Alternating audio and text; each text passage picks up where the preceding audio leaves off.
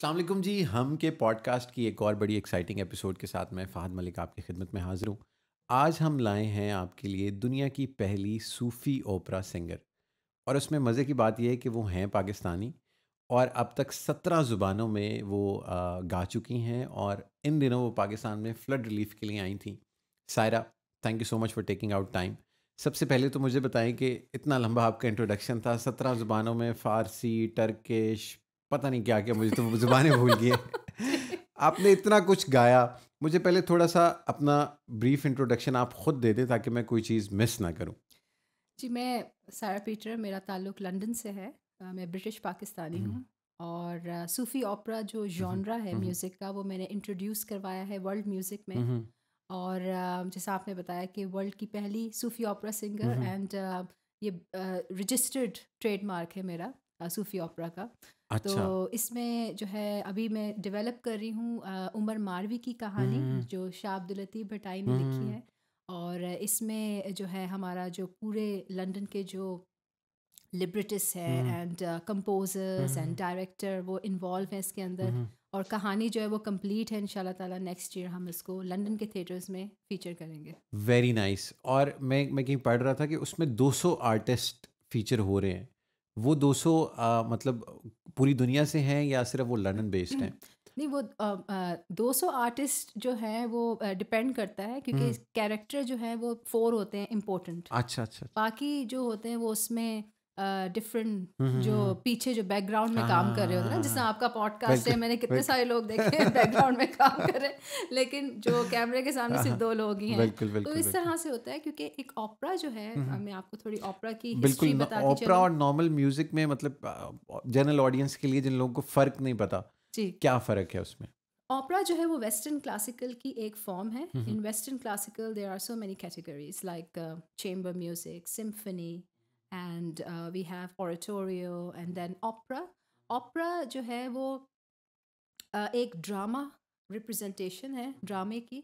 उसमें जो कैरेक्टर्स हैं वो सब गा कर, in the form of melody and recitative, वो गा कर जो है वो अपने ख़यालात, अपने इमोशंस का इजहार करते हैं। हुँ, हुँ। और इसके अंदर जो है वो ओपेरा जो है वो 1600, अराउंड 1600 इटली, हुँ, हुँ। वेनिस में हुँ, हुँ, हुँ। इसकी ओरिजिन हुआ। और इसका ओरिजिन जो था वो फ्लोरेंटीन कैमराटा, जो कि उस वक्त एलीट क्लास थी। हुँ, और हुँ, उन्होंने basically they they wanted to please the hmm. Hmm, royalties. हुँ, हुँ, हुँ, हुँ, हुँ। सो सो ओपेरा जो था वो बिल्कुल जो शाही खानदान था उनको उनके एंटरटेन लिए करने होता के था। लिए था, इवनिंग में, हाँ, हाँ, हाँ, हाँ, इवनिंग हाँ, हाँ, हाँ, हाँ। एंटरटेनमेंट, इट्स लाइक इवनिंग बिल्कुल, बिल्कुल। एंटरटेनमेंट। सो इसमें जो पहले जो ओपेरा रिलीज़ हुआ था 1600 में, हुँ, वो हुँ। जाकोपो पेरी उन्होंने किया था, लेकिन वो फेल्ड हो गया था। अच्छा, तो वो उनका कहते हैं ना, नाम इतना मुश्किल था। जो फेल होते हैं वो तो याद ही नहीं रहते। लेकिन माउंटेवर्डी उन्होंने ऑर्फियो किया, जो कि बेसिकली स्पिरिचुअल स्टोरीज को जो था उसको रिवाइव करना था, जो ग्रीक स्पिरिचुअल स्टोरीज थी। तो बेसिकली ओपेरा की हिस्ट्री में रहा है कि कि बहुत ही स्पिरिचुअल स्टोरीज, जिस तरह वैल्यूज़ लाइक रेकन्सिलिएशन हुँ, एंड हुँ, हार्मनी एंड पीस। हुँ, हुँ, तो इस पे बात करने का जो है स्टेज प्रेजेंटेशन और जो हुँ, स्टोरीज। हुँ, हुँ, तो इसी तरह से मैंने जब समझा, मैंने जब ओपेरा, मैं ट्रेंड ओपेरा सिंगर हूँ हुँ, हुँ, लंदन से, तो मैंने देखा क्यों ना हम सूफ़ी, जो हमारा सूफ़ी कलाम है हुँ, वो भी हुँ, स्पिरिचुअल है। हुँ, हुँ, तो क्यों ना हम उसको कंबाइन कर दें। तो हुँ, हुँ, 2015 में मैंने 16 में मैंने इस जॉनरा को सोचा कि इसको let's combine um, um, both um, of this um, genre um, of music and Sufi, um, um, Pakistani classical um, and um, western classical. So I am still discovering it, um. And yeah, so so it's we are in a journey. Before we move on to your personal life और किस तरह आप इस तरफ आई, आपने भी बात की कि इमोशंस इन्वॉल्व होते हैं जी, जी। ओपरा में। अब मेरा सवाल ये है कि 17 ज़ुबानों में आपको अबूर हासिल है। उर्दू में अगर, मुझे तो आती उर्दू है, अंग्रेज़ी गाने भी मुझे कोई ख़ास समझ नहीं आते। तो हर ज़ुबान के साथ उसका इम्पैक्ट तब होता है जब उस गाने में इमोशंस जुड़े होते हैं। How difficult it is for you to embed emotions into all those 17 languages in which you perform?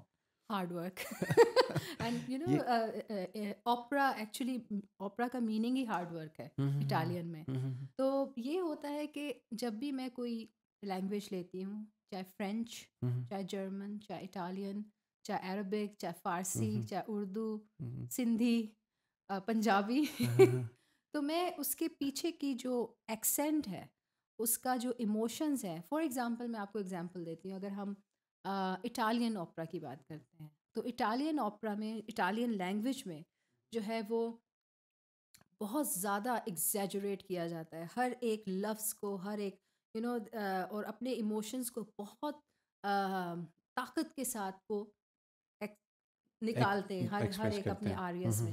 For example मैं आपको एक एग्जांपल देती हूँ।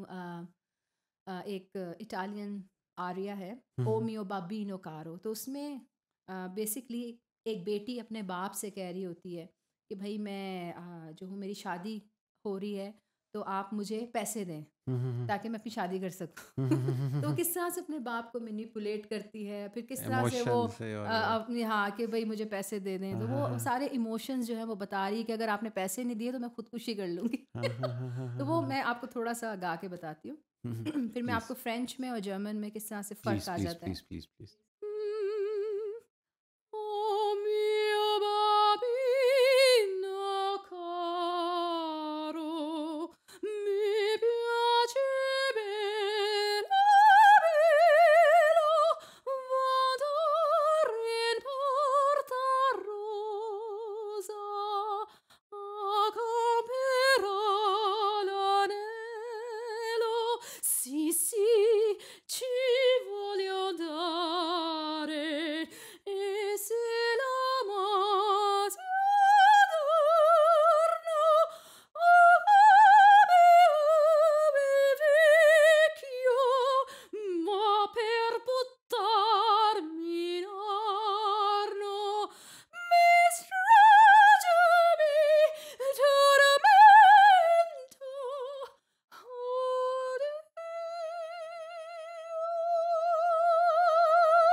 vorrei morir. So वाह this वाह is वाह वाह वाह वाह वाह वाह वाह so that's how you sing in Italian. लेकिन जब हम फ्रेंच में जाते हैं, तो French is very floral language, it's अच्छा वेरी मिस्टीरियस। तो फ्रेंच में जब हम गाएंगे उस प्लीज लैंग्वेज में, तो उसकी जो अल्फाजों का जो बयान है वो थोड़ा डिफरेंट हो जाता है। उसका एक्सेंट, उसकी कम्युनिकेशन, उसमें आप ज़्यादा, जैसा इटालियन में करते हैं, ज़्यादा अपने आप को एग्रेसिव टोन थी थोड़ी सी ये मैनिपुलेशन, हाँ एग्रेसिव, गुस्से हाँ, में वो अब आपको ज़्यादा, कह रही है यानी कि पैसे बहुत दे ज़्यादा हाइप पे उनकी हाँ होती है हाँ हाँ ना। हाँ आप हाँ जैसे है ना, इटालियन जब बात करते हैं तो वो बिल्कुल हाथ बिल्कुल बिल्कुल बिल्कुल करके बिल्कुल बात बिल्कुल करते हैं। बिल्कुल बिल्कुल तो अगर हम फ्रेंच में फ्रेंच गाएंगे, में तो please French they are very अच्छा सोफिस्टिकेटेड एंड अच्छा अच्छा वेरी अच्छा लो अच्छा अच्छा वॉइस। अच्छा सो अच्छा अच्छा तो ये डांस अंसो में बाय गैब्रियल फॉरेब, जो हम्म बहुत बड़े फ्रेंच कंपोज़र थे। और ये बेसिकली क्या कह रहे हैं इसमें कि हम्म मैंने एक ख्वाब देखा, और उस ख्वाब में मैं हवाओं में, आसमानों में जो हूँ हम्म वो चक्कर लगा रहा हूँ, हम्म उड़ रहा हूँ और फ्री फ्री हूँ। तो हम्म मेरी ये दुआ है कि मेरा वो ख्वाब कभी टूटे ना। तो अब ये वो इमेजिनेशन जो है, वो it's kind of a floral and very mysterious kind of music. तो वो मैं बताती हूँ कि जी फ्रेंच जी प्लीज शॉन्ज़ों में किस तरह से उसको गाया जाता है।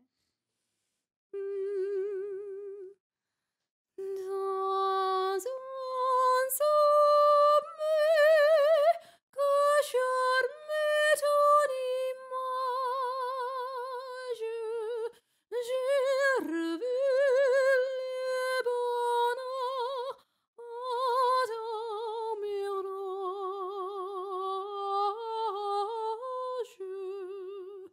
Tissu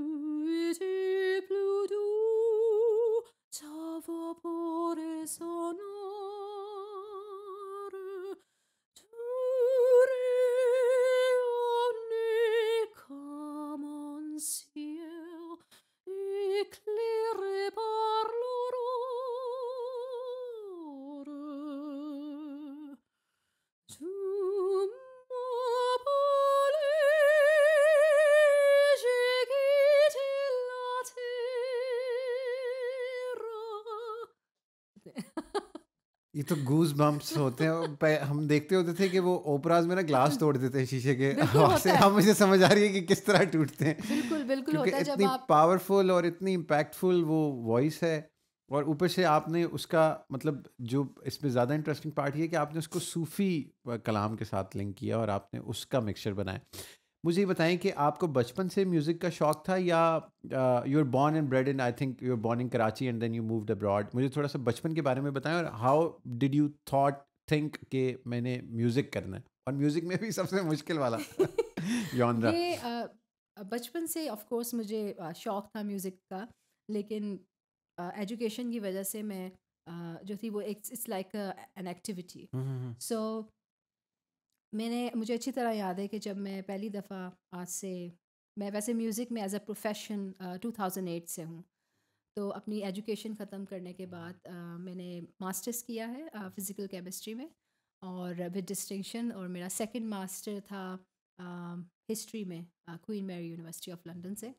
तो उसके बाद फिर मैंने जो म्यूज़िक को जो है समझा कि म्यूज़िक एक ऐसी लैंग्वेज है जिससे आप अपने एहसासात और अपनी जो पीस का जो पैगाम है वो बहुत ही आसानी से उसको कम्युनिकेट कर सकते हैं। और मुझे अच्छी तरह याद है कि जब मेरे वोकल कोच पॉल नाइट, जो कि एक बहुत बड़ा नाम है लंदन में, वो बहुत बड़े उस्ताद हैं, वोकल कोच हैं, और वो डिसाइपल हैं बेंजामिन ब्रिटन के, जो कि एक आइकॉनिक फिगर हैं वेस्टर्न क्लासिकल म्यूज़िक में, बहुत बड़े कंपोज़र थे। और वो इतने हलीम थे, इतने इंकिसारी उनमें थी कि क्वीन एलिज़ाबेथ ने एक दफ़ा उनसे पूछा कि वो चाहती थी कि उन्हें जब उनकी डेथ हो तो वो रॉयल फैमिली, जो शाही ख़ानदान जहाँ पे दफनाया जाता है वेस्टमिंस्टर एबी, वहाँ पर उनको दफनाया जाए। अच्छा तो अच्छा अच्छा अच्छा। लेकिन उन्होंने बड़े ही इंकिसारी के साथ उनको रिफ्यूज़ कर दिया। उन्होंने कहा नहीं, मैं अपने गाँव में दफन होना चाहता हूँ। तो वो इतने हलीम थे। और तो बेंजामिन ब्रिटन की जो लेगेसी है वो पॉल नाइट उनके पास आई, फिर उनसे पॉल नाइट से मेरे पास ऑन हुई। तो ये मैं समझती हूँ कि मैं खुशकिस्मत हूँ इस बारे में कि मेरे पास इतने अच्छे अच्छे उस्ताद हैं। और वैसे तो मेरे बहुत सारे उस्ताद हैं। एक तो मेन पॉल नाइट है। और म्यूजिक में तो आप सबसे सीखते हैं जी वो। बिल्कुल, बिल्कुल। आप हर वक़्त सीखते रहते हैं, आप हर वक़्त डिस्कवर करते हैं अपनी बॉडी से, न्यू साउंड्स डिस्कवर करते हैं, न्यू फ्रीक्वेंसीज़ डिस्कवर करते हैं। और इसी अमल को कहते हैं क्रिएटिविटी, कि जब आप किसी चीज़ को जो है वो म्यूज़िक, बल्कि मैं समझती हूँ म्यूज़िक, अक्सर लोग मुझसे पूछते हैं, आपने पहले साइंस में पढ़ी, आप साइंटिस्ट भी हैं, आप हिस्टोरियन भी हैं, तो आप म्यूज़िक की तरफ क्यों आ गई?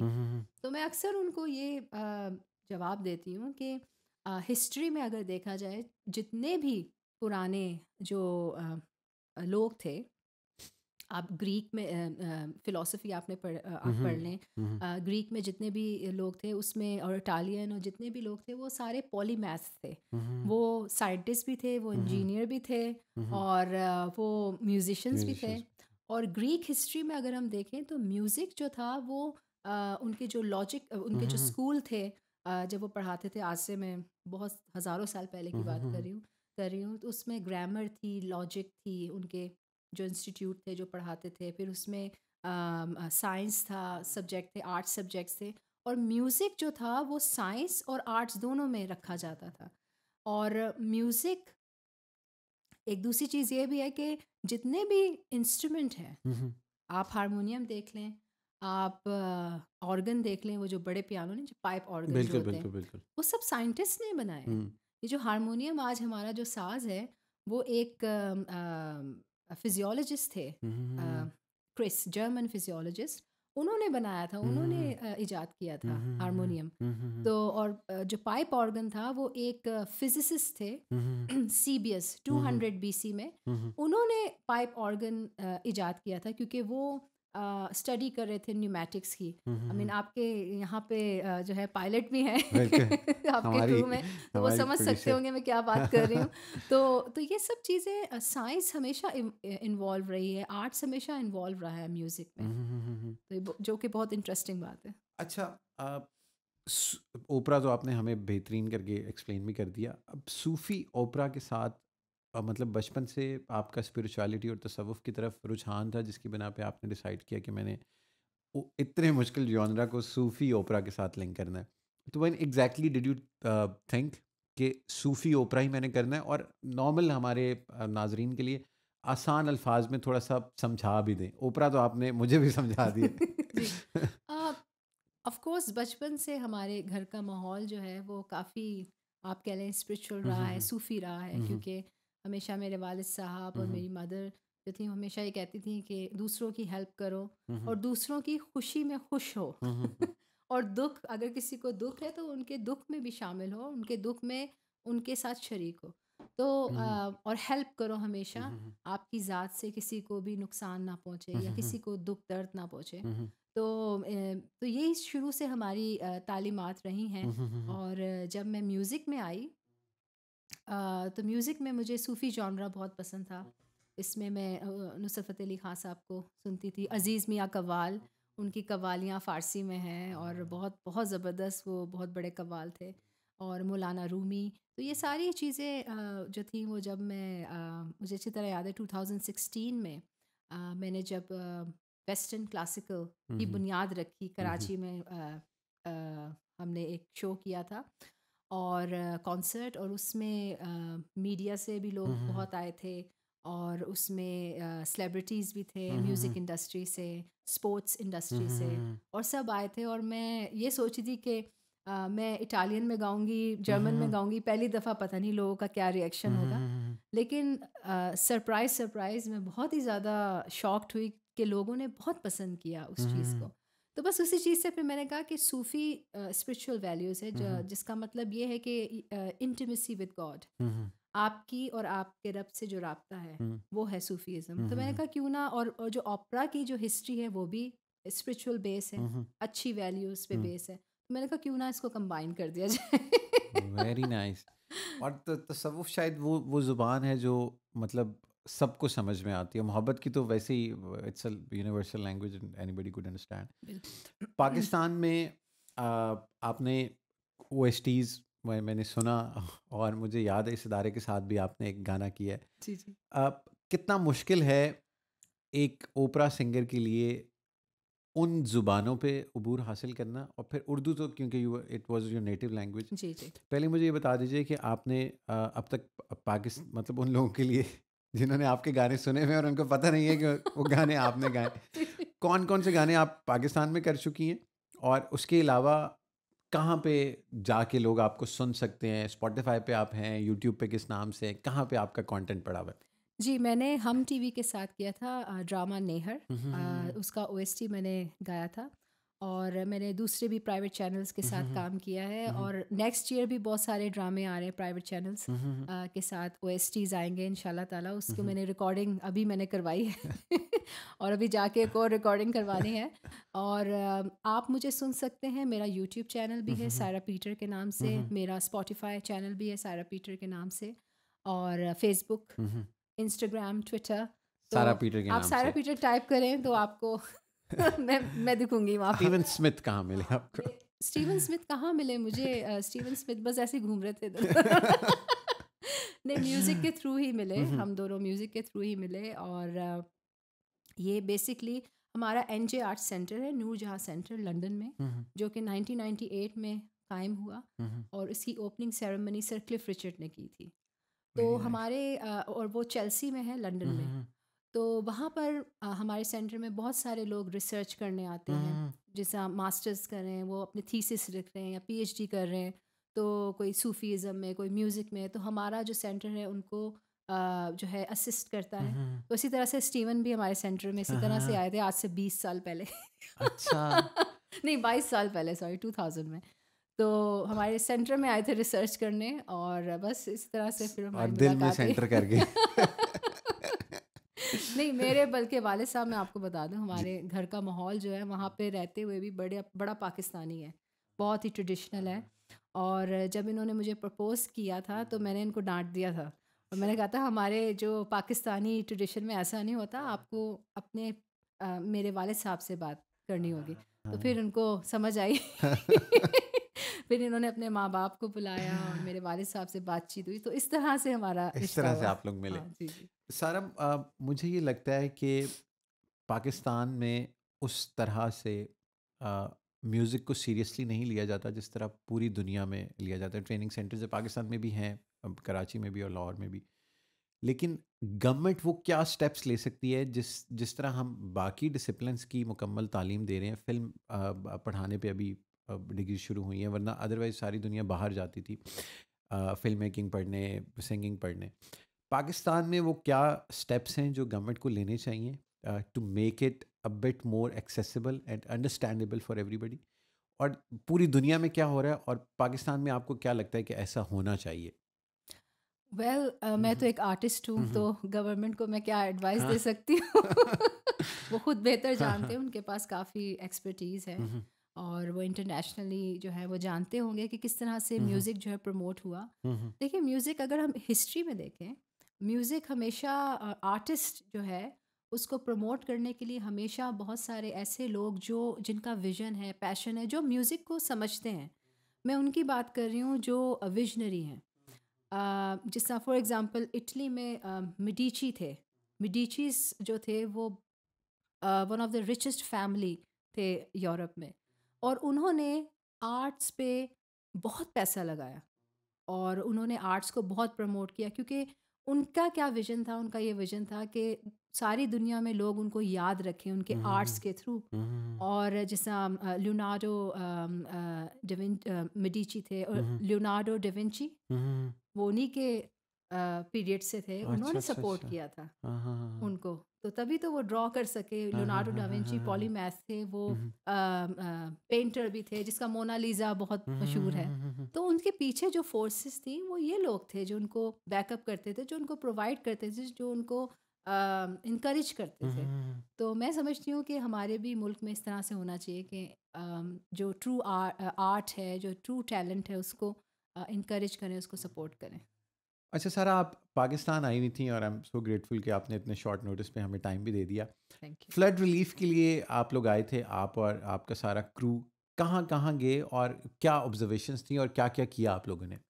जी बिल्कुल, हमारा यही मकसद था कि बलूचिस्तान के कोयटा में जो फ्लड विक्टिम्स हैं, हम उनमें जाके उनकी मदद करें, और हमने 200 फैमिलीज़ को राशन, रज़ाइयाँ और फ़िल्टर प्रोवाइड किए हैं, ताकि वो वहाँ पे सरवाइव कर सकें। और ये मेरे लिए बहुत बड़े एक एज़ाज़ की बात है कि मैं अपने लोगों की, अपने पाकिस्तानियों की कुछ खिदमत कर सकूं। हम्म। हमने वैसे 2010 में भी, जब फ्लड आया था इंटीरियर सिंध में, वहाँ पे भी हमने इमदाद की थी। हम्म। और हमेशा जब भी एक ज़लज़ला आता है या कोई भी फ्लड आता है, तो हम कोशिश ये होती है, द सायरा फाउंडेशन और एनजे आर्ट्स हम्म। और हुनर कदा ने मिलकर जो है ये बलूचिस्तान में ये फ्लड रिलीफ का काम किया। Very nice. जमाल शाह साहब, उनके साथ मिलकर हमने किया। और अभी आज पीएनसीए में हमारा जो है वो कॉन्सर्ट है, जो कि फ्लड विक्टिम्स के लिए ही है। और इसकी सारी अर्निंग्स फ्लड विक्टिम्स फ्लड के लिए। विक्टिम्स को जाएंगी। जी वेरी जी। नाइस। जो ये आप लोग अभी यूके में नेक्स्ट ईयर प्लान हो रहा है सूफ़ी ओपरा, जिसमें बहुत सारे आर्टिस्ट भी पार्टिसिपेट कर जी रहे हैं, और मेरे ख्याल में शाह अब्दुल लतीफ़ भटाई की वो मारवी वाली कहानी पे बन रहा है ये, जी जी। उसके बारे में ये थोड़ा सा बताएं।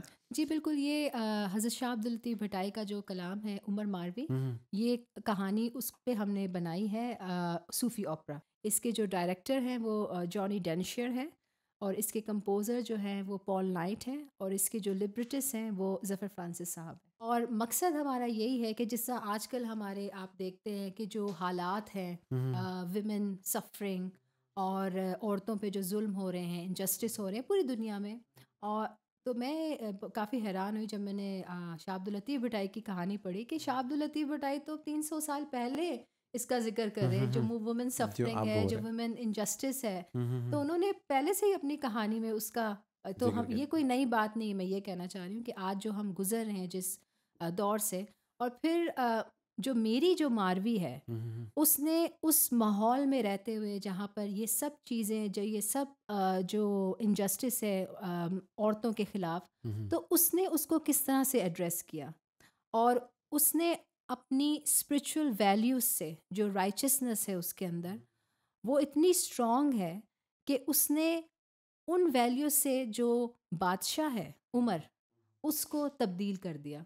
तो ये बड़ी इंटरेस्टिंग स्टोरी है, और इसका जो एंड है बहुत ही इंटरेस्टिंग है। और मैं आप सबसे जो रिक्वेस्ट करूंगी यूके कि में लोग जब होंगे लंदन, इनके हाँ इंस्टाग्राम को फॉलो करें, वहाँ पे ये बताती रहेंगी कब यूके में हो रहा है। बिल्कुल, पाकिस्तान में कब होगा ये? पाकिस्तान में यूके में हो जाए फिर पाकिस्तान में भी उसके बाद होगा पाकिस्तान इंशाल्लाह में होगा। ताला। Very nice. 17 ज़ुबानें हैं आपकी, क्योंकि आप कराची से हैं तो मैं आई वुड प्रेफर कि आप हमारी सिंधी ऑडियंसेस के लिए कुछ हल्का सा गुनगुना दें, उसके बाद हम आपसे उर्दू में सुनेंगे। जी बिल्कुल, मैं अपनी सिंधी ऑडियंस के लिए मैं शाब्दुल लतीफ़ भटाई का कलाम परचन शाल पवार गाऊंगी, और फिर मैं आपको एक नेहर का भी सुनाऊंगी जो हम बिल्कुल टीवी का बेहतरीन। मैंने गाया था। हम्म,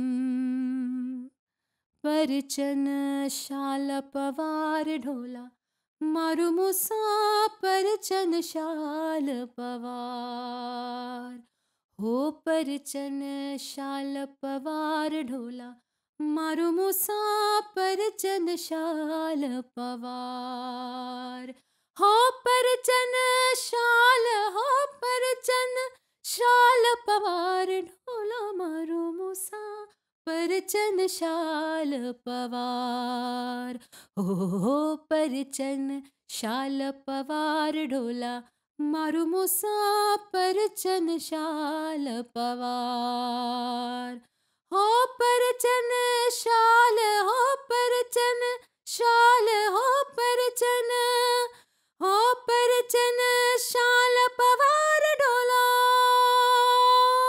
परचन शाल, हो परचन शाल पवार ढोला, हो परचन शाल, परचन शाल, हो परचन शाल, हो परचन शाल पवार ढोला, मारू मूसा परचन शाल पवार, हो परचन शाल पवार ढोला, मारू मूसा परचन शाल पवार, अदियों शाहू लतीफ चवे मियाँ, अदियों शाहू लतीफ चवे मियाँ, आहण सेण सतार ढोला, मारू मूसा परचन शाल पवार, हो परचन शाल पवार ढोला, मारू मूसा परचन शाल पवार। Very nice. अब हम नेहर से पहले मैं आपसे एक सवाल पूछना चाहता हूँ कि जी, आपकी म्यूज़िक में इंस्पिरेशन कौन है? मेरी म्यूज़िक में क्योंकि इंस्पिरेशन बहुत सारे लोग हैं, और जिसमें बेंजामिन ब्रिटन हम्म, है, मेरे अपने उस्ताद हैं पॉल नाइट, हम्म, उस्ताद बड़े गुलाम अली खां साहब, हम्म। ये सब मेरे जो है वेरी वो नाइस। इंस्पिरेशन है। क्योंकि आपकी ना आवाज़ से वैसे ही वो गूज बम्प्स आने लग जाते हैं। तो आप और फिर आइए प्लीज़ पीएनसीए। मैं तो आपको आज शाम को फुल आ रहा हूँ। फुल ऑर्केस्ट्रा के साथ नहीं जो नहीं, है वो मैं एक अलग मज़ा मैं तो आता है। आज शाम को आ रहा हूँ। I am not thank going you. To miss it please definitely. Please आइए, प्लीज़ आइए। अब सुनाई जी हमें नेहर में से कुछ। जी, ये हम टीवी का हम्म, ड्रामा था नेहर, हम्म, उसकी ओएसटी जो है वो मैंने गाई है, और इसकी जो कंपोजिशन है वो नवीद नाशाद साहब ने की हम्म, है, जिनका बहुत मशहूर गाना था मन झूम झूम, हम्म, और इन्हीं का गाना था दिल आवेश जो हम्म। कि मैंने गाया था ओएसटी। अच्छा, तो वेरी नाइस। आपके हाँ हाँ, थोड़ा सा मैं प्लीज सुनाती प्लीज। हूँ। हम्म, ये झूठ नहीं कहते, चुपचाप है ये रहते, ये भेद छुपाते हैं, दुख अपने हैं खुद सहते, नैना नैना रे, खारे नैना रे, नैना नैना रे, खारे नैना रे, रो रो के तन्हा हारे नैना रे, क्या खुद से कहे अपनी जो निकले हर जाए, हर बात में धोखा है, हर राह में तन्हाई, नैना नैना रे, खारे नैना रे, रो रो के तन्हा हारे नैना रे। वाह जी वाह, कमाल हो गया। Thank you ji, thank you so much, I am आपका सॉरी बहुत बहुत हमने शुक्रिया। आज सुबह से आपको मतलब इतनी बार आपसे गाना गवाया, अरे नहीं नहीं और नहीं नहीं, मेरा तो रियाज हो और रहा मेरा है। तो आज का मतलब दिन ही इतना बेहतरीन शुरू हो रहा है कि आई थिंक आज मैं ज़्यादा प्रोडक्टिव रहूँगा। थैंक यू सो मच सारा, आप आई और आपने इतने शॉर्ट नोटिस पे हमें वक्त दिया। और जो इस कन्वर्सेशन की सबसे खूबसूरत बात ये थी कि आपने हमें सूफ़ी ओपेरा के साथ इंट्रोड्यूस कराया। आपको जब ये लंदन में होगा, ऑल द बेस्ट विशेज़ आपके सूफ़ी ओपेरा लंदन के लिए, और whenever it's happening in Pakistan we would like to become part of it. ख़वातीन हज़रात, ये थी सायरा पीटर। आपने इनको सुना, इनकी हमने लाइव परफॉर्मेंस भी देखी, और हमारे जो ऑडियंस यूके बेस्ड हैं, आप इनके सोशल मीडिया हैंडल्स को फॉलो करें। जब ये लंदन में परफॉर्म करेंगे आप लोगों ने उस पर जाना है और फिर हमें भी फीडबैक देना है, and whenever it's happening in Pakistan तो फिर हम लोग भी इसका हिस्सा बनेंगे। अगले एपिसोड में दोबारा मिलेंगे।